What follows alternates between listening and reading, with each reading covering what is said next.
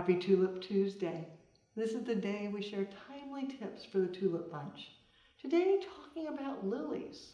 When you purchase them, you want to purchase them as closed and tight as possible.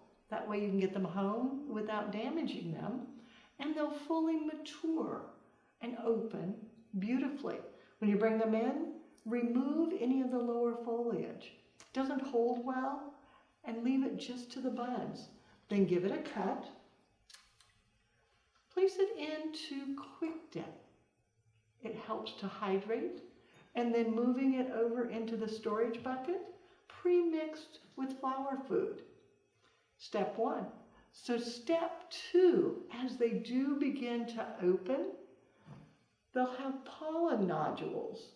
You want to remove those. They stain the petals, shorten the life.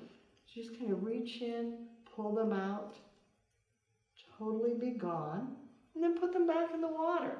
So it's very easy, but the key is you do not want these nodules to stay. Just reach in, pull them off, and then set it back. With proper care and handling, lilies will last for days and days. Now you know how the pros do it.